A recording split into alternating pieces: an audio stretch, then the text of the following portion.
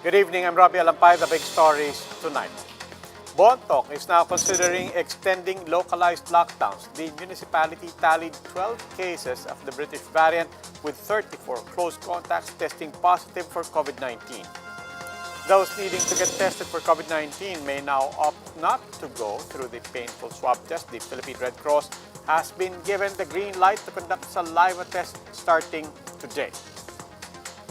It may be apology accepted, but legal action must be taken. Alumni of the University of the Philippines included in the Armed Forces' erroneous list of supposed communist rebels are mulling filing complaints.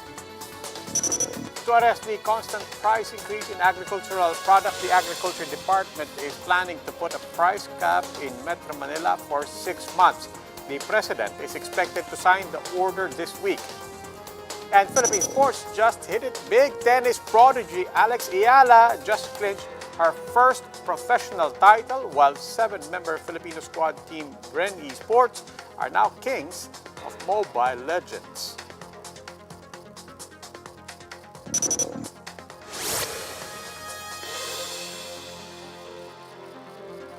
Let's start with the 34 close contacts of the British variant cases in Bontoc in Mountain Province testing positive for COVID-19. While none of them have contracted the more infectious variant, the municipality is now considering extending its localized lockdowns. Greg Gregorio with a big story. Contact tracing and verification process for the 16 new UK variant cases in the country are now underway. 2 of the cases came from Lebanon but have been discharged from isolation last January 9 and 13. As for the 12 UK variant cases in Bontoc Mountain Province, the Health Department says 114 close contacts have been identified. 116 of them have underwent RT-PCR testing and 34 turned out positive for COVID-19. Of the 34, 6 tested negative for the more contagious variant, while 28 have yet to undergo gene sequencing.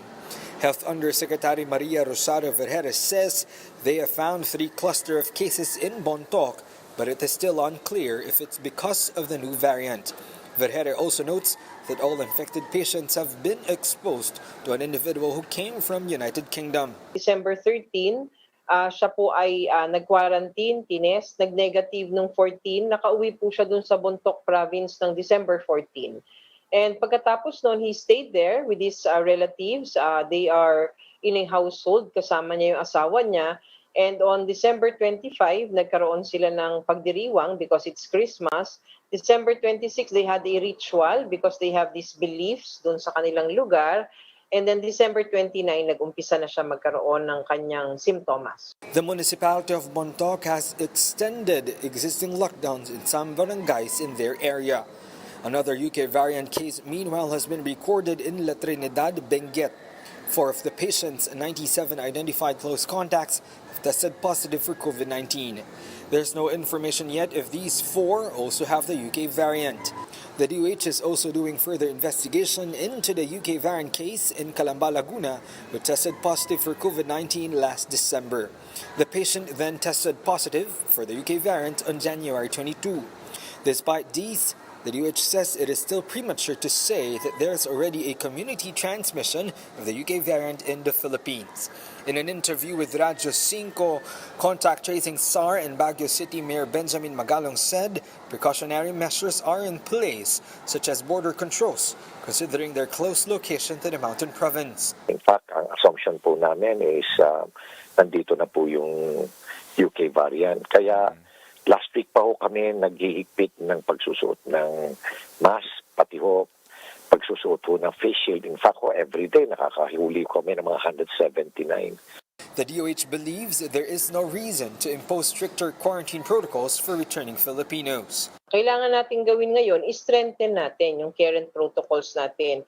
Kailangan yung quarantine and isolation protocols ng LGUs should be further strengthened. Health officials have also clarified reports that the UK variant is deadlier than the original strain of SARS-CoV-2, saying there is no such conclusion yet. For News 5, Greg Gregorio, we are One News. It's not just the close contacts of the UK variant cases who tested positive for COVID-19. Even the town's mayor himself has gotten infected. Bontoc Mayor Franklin Odsey tested positive for SARS-CoV-2. It has yet to be determined, though, if it's the new strain. Odsey got tested a week before the British variant was first detected in their town. The mayor is under self-isolation despite not experiencing any symptoms. Odsey says health authorities have yet to trace where or from whom he may have gotten the virus. I'm fine.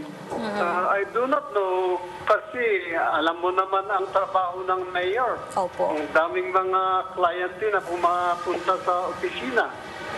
Yung RT-PCR ko was released January 15. Kaya ako ay on home quarantine kasi asymptomatic po ako.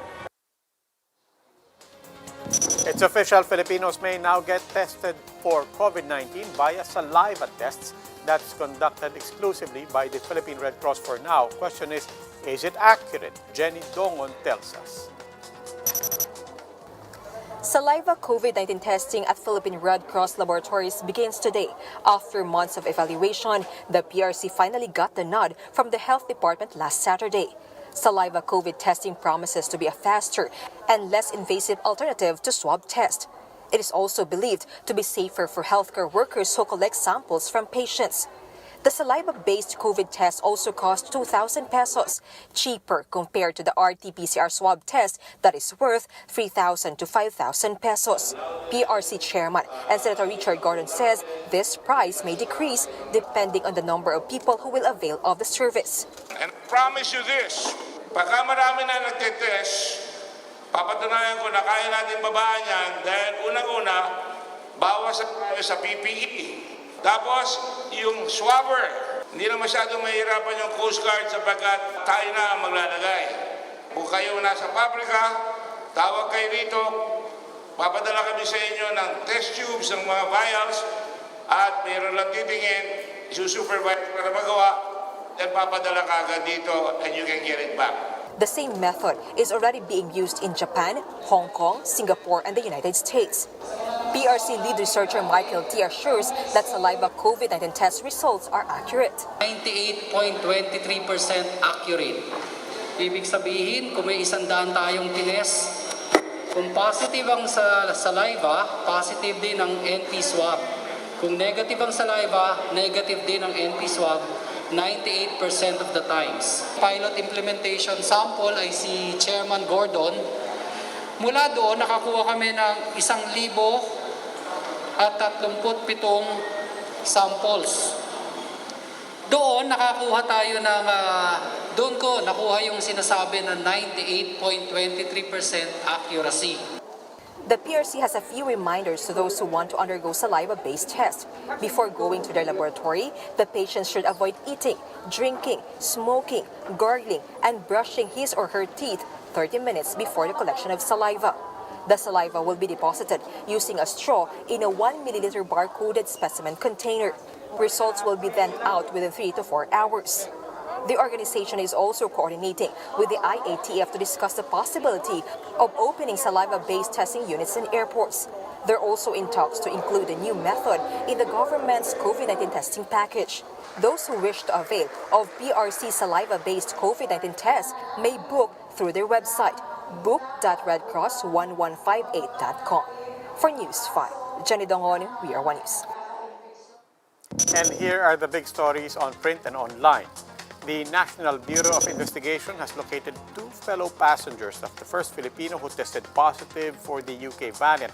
Philippine Star is reporting that one of the contacts have been turned over to the Health Department, while authorities have determined the location of the other passenger. Last week, the DOH sought the NBI's help to track the 2 passengers on board the flight from Dubai.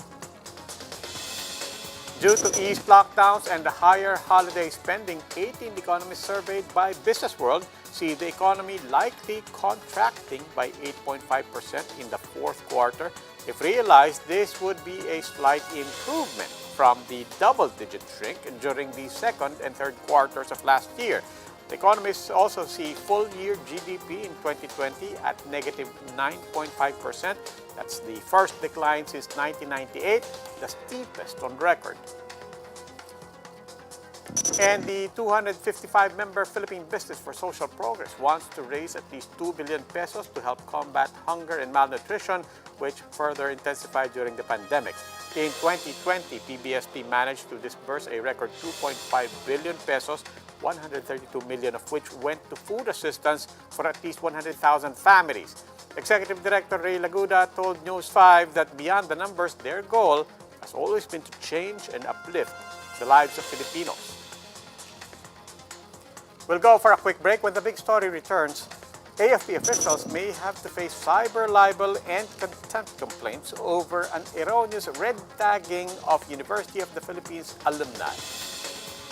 And China has just authorized their Coast Guard to fire at vessels in contested waters.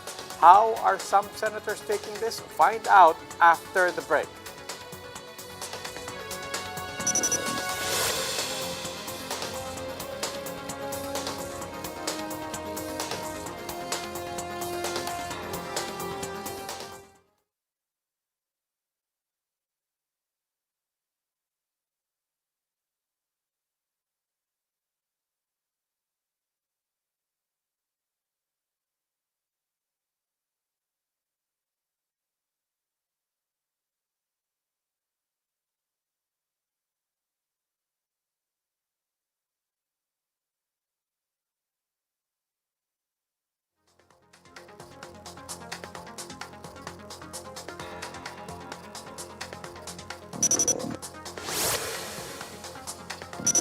Good evening. You're still watching The Big Story. I'm Robbie Alampay. The Armed Forces of the Philippines may have already apologized for its erroneous list of supposed communist rebels, but that is not enough for some of the University of the Philippines alumni included in the list. Their next course of action in Camille Samonte's report. The AFP has apologized to University of the Philippines alumni who were included in a list of alleged People's Army recruits. In a now-deleted Facebook post on January 22, the AFP Information Exchange named 27 supposed rebels who were allegedly killed or captured. In a statement Sunday, the AFP said it will conduct an internal investigation as to how the list got published. Those responsible for it will also be held accountable. Despite this, Alex Padilla, a lawyer and former Government Peace Panel chair who was included in the list, says the damage has been done. He also says each one on the list deserves an apology letter from the military. While I appreciate the statement coming from the AFP Information Management Center, it is not enough. It wasn't enough dahil ang sabi nila doon, they are sorry about, they apologize for the inconsistency. Anong inconsistency pinag-uusapan dito? Outright kasinungalingan ang nangyari dito. Walang inconsistency. It was lies, false news, no? Padilla and other UP alumni are merely filing cyber libel and contempt charges against AFP officials for red tagging. He also called on the government to stop calling random people communists. Sa dami-dami ng pera na binubuhos natin sa AFP, yung kanilang intelligence fund, they came out with a list that was 40 years old. No? 40 years old, biruin mo yun. With this, Senator Panfilo Lacson now wants a stricter validation process on alleged rebels being identified in red tagging hearings. Meanwhile, universities slammed the claim of NTF-ELCAC spokesperson Lieutenant General Antonio Parlade that the institutions are recruitment havens for communist groups. In a joint statement, leaders of the Ateneo de Manila University, De La Salle University, Far Eastern University, and University of Santo Tomas denounced what they called an irresponsible and false accusation. Parlade earlier said some 18 schools act as a recruitment centers for the rebels, a rehash of his previous statement back in 2018. For News 5, Camille Samonte, we are One News. Another deadly encounter has been reported in Maguindanao days ahead of the anniversary of the Mamasapano clash today. This time, 12 people perished in the side of an alleged crime group, while one police officer died following the standoff. Jem Abansenya has the details. It was done last Saturday when police and military forces conducted joint operations in Barangay Limbo, Sultan Kudarat in Maguindanao. Their mission, to arrest members of the so-called Talusan crime group. Residents say they were awakened by the sound of multiple gunshots. Diyan kasi pumasok una-una yung mga CIDG, diyan sila pumuesto. Tapos, bago sila pumasok dito, diyan sila pumuesto para diyan nila mapasok yung bahay na yun. Diyan na lang kami sa tindahan ko kasi yung mga apo ko naman ang na iwan sa bahay. Eh yung mga tao po dito sa mga pinasok ng CIDG? Nandiyan sila lahat. Okay naman po. Yun lang na namatay yung mga tauhan pati yung tatlong magkapatid na kapitan. A 5-hour standoff ensued after the group fought back. 12 members of the group, including former barangay chairman Datu Pendatu Talusan, were killed. Multiple high-powered firearms were also recovered from the crime scene. The police had 1 casualty. Special Action Force Trooper Police Staff Sergeant Elen Elpido did not make it to the hospital after being shot on the chest. 4 of his colleagues were wounded but are now in stable condition. Sobrang lakas po ng po ma'am, volume ng fire po nila ma'am, yung pagpasok po namin. Naisip lang namin ma'am to seek cover na lang po kasi ang grabe ang lakas po. Hindi namin pasok-pasok po dahil sa nakaabang po sila po. Maraming mga civilian kasi mga kabahayan man doon, pero at least ma'am, hindi namin pinabayaan na yung bala namin sa kanilang direksyon. Datu Talusan was supposed to be served an arrest warrant for murder, carnapping, and robbery with homicide. Police Regional Office Director Samuel Rodriguez says they are also monitoring other criminal gangs who are possibly affiliated with the Talusan group. We still dig deeper. We probe every angle of the investigation and all intelligence information regarding to the affiliations of the group to other criminal gangs. The family of Talusan has refused to comment on the incident. The PRO bar are now on full alert status for possible retaliation from the Talusan group. Meanwhile, in Camp Bagong Diwa in Taguig City, the Philippine National Police offered flowers to honor the 44 troopers of the PNP Special Action Force. The men perished in a misencounter with an extremist group in Mamasapano, Maguindanao in 2015. Their legacy and heroism will remain forever etched in the heart of every Filipino. It is our hope that this significant activity will serve as an inspiration for every sub-trooper and the men and women of the uniformed service to continue fighting against these lawless elements. PNP Chief De Bolsinas reassures the families of the fallen 44 that justice will be served and that they will continue to receive benefits after the sacrifice of their loved ones. For News 5 Jam Avancenia, we are One News. A new law in China authorizes Chinese Coast Guard to fire on foreign vessels in contested waters. Some opposition senators are not too keen on the measure. In a statement, Senator Kiko Pangilinan says the government should not recognize foreign laws that encroach on our territories and economic zones. The legislation allows the Chinese Coast Guard to use, quote, all necessary means to stop perceived threats. Coast Guard personnel are also authorized to demolish other countries' structures built on Chinese-claimed reefs. They are also allowed to board and inspect foreign vessels in waters being claimed by China. Senator Risa Ontiveros says the issue on the West Philippine Sea should not be compromised even as China appears to be extending what she calls vaccine diplomacy. China should ease tensions in the West Philippine Sea, not escalate them. We must not allow China to shake our hand on vaccine procurement, but stab us in the back on the West Philippine Sea. We'll go for a quick break. When the big story returns, Metro Manila consumers might just get a 6-month break from the rise in prices of food, but retailers are already crying foul. And Filipino champions just made their mark in tennis and esports mobile legends. The details about their rise to glory after the break.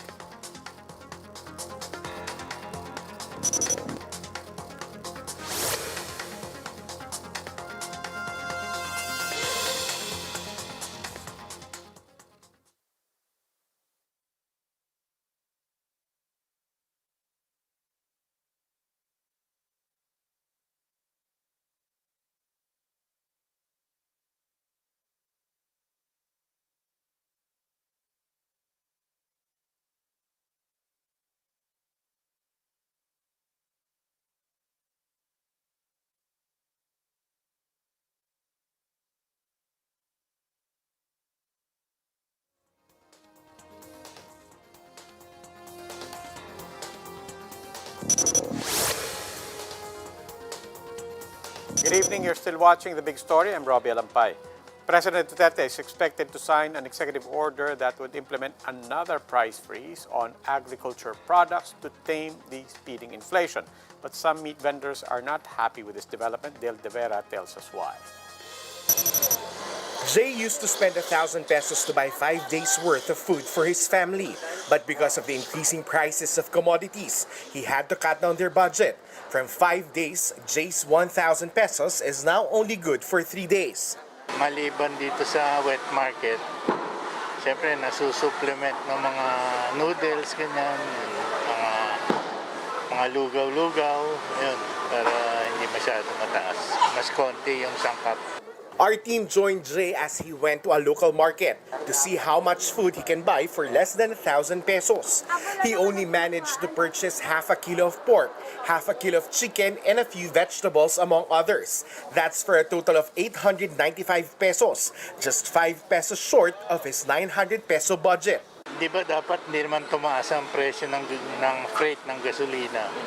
Hindi ko maintindihan bakit tumataas. Bakit saksakan ng taas? But the likes of Jay may soon get a reprieve. The Agriculture Department is proposing to set a price ceiling on pork and chicken products. This price cap will be effective for 60 days in Metro Manila should it be approved by President Duterte. Prices for a kilo of pork ham will be set at a maximum of 270 pesos, 300 pesos for pork liempo, and 170 pesos for dressed chicken. Currently, prevailing prices of these items range from 170 to 400 pesos, according to the DA's price monitoring. But Agriculture Secretary William Dar says he sees no reason why prices for retailers should be high, considering that traders and wholesalers get the goods between 160 to 200 pesos. Pagdating na sa merkado, retail, ay hindi dapat lalampas sa 300 pesos. So, yung tightness nga, gawa ng ASF, yun, at saka yung lowering down of investments of the commercial racers, doon tayo na nag-isip ng mga strategies. As early as now, meat vendors are already expressing concern about the possible implementation of the price ceiling. They warn that they might not be able to gain profit with the prices set by the DA. Sa tingin ko po, parang hindi pag-aano kasi ang sabit ulo, 320 ata eh. Ang palagay mo na lang 320 ang sabit ulo, mababa, malulugi po. The agency expects President Duterte to sign the executive order for the price ceiling this week. For News 5, Dale De Vera, We're One News. These are the other big stories tonight. 20% of the population will still get vaccines from the COVAX facility, but only 15% will be for free. The national government will pay for the remaining 5%. In a statement, the National Task Force Against COVID-19 said the budget has already been secured and that there will be no delays in the delivery of the shots. After its Makati branch shut down, Shangri-La Boracay Resort and Spa will halt operations until January 28. That's after a small number of resort employees tested positive for COVID-19. In a statement, Shangri-La Boracay says its affected staff are now in self-isolation on top of conducting further deep cleaning and disinfection of the resort. 9 out of 10 Filipinos believe public and active transportation should be prioritized on the roads. In a November SWS survey, 85% of respondents support active transport like walking or cycling in their cities or municipalities. 87% meanwhile agree that public transportation, bicycles, and pedestrians should be given priority on roads over private vehicles. Now time for the big stories in sports. A look at the game with Laura Lima.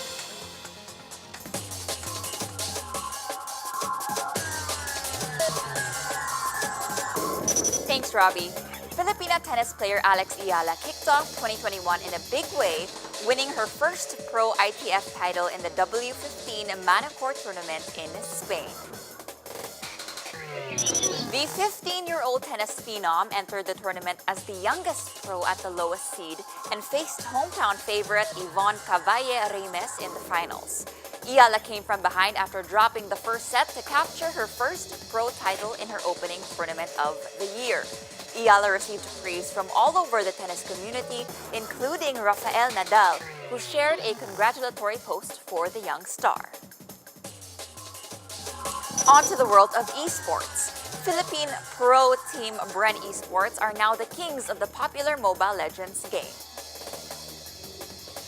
The Filipino squad came from behind in a 7-game series against Myanmar powerhouse team Burmese Gowls to capture the M2 World Championships. With the hashtag Bren Lang Malakas trending worldwide, Bren Esports will take home a cash prize of almost 7 million pesos and the title of Best Mobile Legends Team in the world. And that's it for the latest in the world of sports. Catch us later at 9:30 p.m. on One News and One Sports Plus. My name is Laura Liman, and this has been The Game.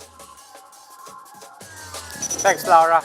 Former U.S. President Donald Trump's impeachment trial is now set for February 8th. The Democrat-led House of Representatives formally delivered the impeachment charge to the Senate on Monday. The trial date gives Trump's team 2 weeks to prepare their defense against the single article of impeachment, which accuses him of inciting insurrection. Democrat Senator Chuck Schumer, who is now majority leader, promises a full and fair trial. The charge stems from posts Trump made on social media prior to the storming of the U.S. Capitol last January 6. Humans might just learn a thing or two about loyalty from this dog in Turkey. Bontoc patiently spent almost a week in front of a hospital hoping to get a glimpse of her owner. The small white dog stood at the entrance of the Trabzon hospital while her human, 68-year-old Cemal Senturk underwent brain treatment beginning January 14. But Bontoc's wait stretched for 5 days. Senturk's daughter would take the dog home, but it would always run off.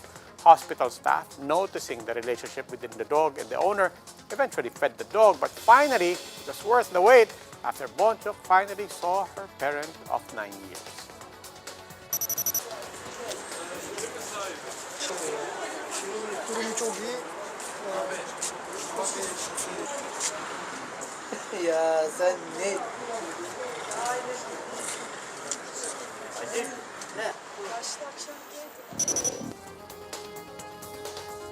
And that wraps up today's big story. Catch us again tomorrow at 8 p.m. on Signal Channels 8 and 250. Please like our Facebook page, One News. For more in-depth analysis, visit our webpage, onenews.ph. I'm Robbie Alampay. We are One News. Good evening.